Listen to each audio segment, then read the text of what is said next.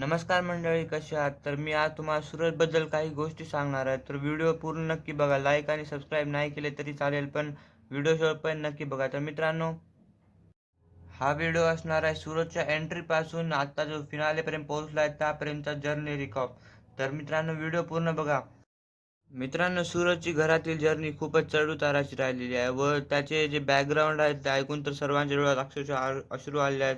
त्याचे कारण म्हणजे सूरज जो लहानपणी होता त्याच वेळेस त्याच्या जो डोक्यावरचा आधार आहे तो त्याने गमावला होता व तेव्हापासून तो एकटाच असलेला सूरज मंदिरामध्ये जो नैवेद्य देवाला चढत होता, तो नैवेद्य खाऊन तो जगलेला आहे. मग तिथून इथपर्यंतची जर्नी जी असणार आहे ती खूपच अशी हालाखीची असणार आहे ते आपण फील करू शकता मित्रांनो.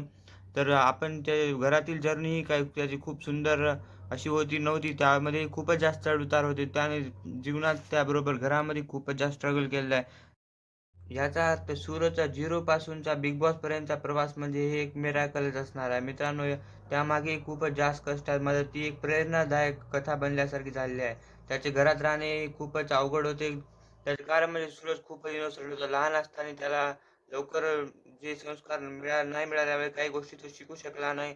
म्हणजे जे कॉमन सेन्स बाकीच्यामध्ये आहेत ते त्याच्यामध्ये थोडे कमी होते. पण एक मनाने खूपच साफ असल्यामुळे तो घरामध्ये आतापर्यंत टिकलेला आहे.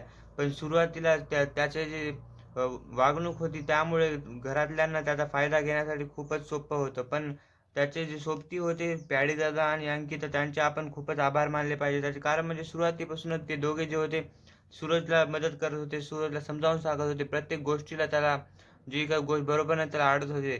तर मित्रांनो, त्यांचे आपण आभारी मानले पाहिजे व त्याचबरोबर सूरजचा जो नंतर त्याने जो हळू शिकत गेल्यानंतर त्याचा कॅप्टन्सीपर्यंतचा प्रवासही खूपच जास्त मस्त होता. तो कॅप्टन बनला घराचा. त्यानंतर त्याने सूत्रही खूपच चांगले चालवले, घर चांगले चालवले.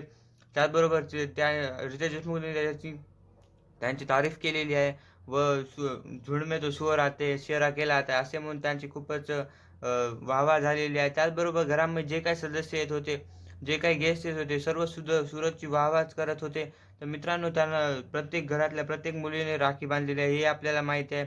त्याचबरोबर गणपती बाप्पाचा जो स्थापना होती, तेव्हा देखील सूरजचे आपण कृत्य पाहू शकतो. त्याने सर्वप्रथम गणपतीला प्रसाद चढवला, त्यानंतर स्वतः खाल्ला. तर मित्रांनो, हे एका खऱ्या महाराष्ट्रीयांची ओळख आहे. तर तर मित्रांनो, सूरज दिमागाने थोडासा वीक असला तरी मनाने खूपच साफ आहे.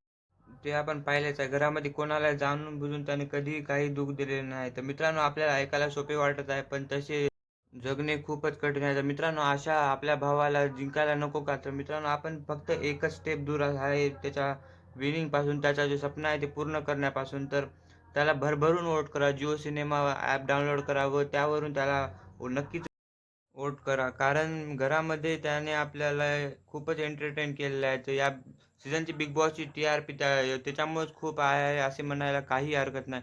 तर मित्रांनो, इथपर्यंत व्हिडिओ बघितला असेल तर आम्ही आपला खूप खूप जास्त आभारी आहे.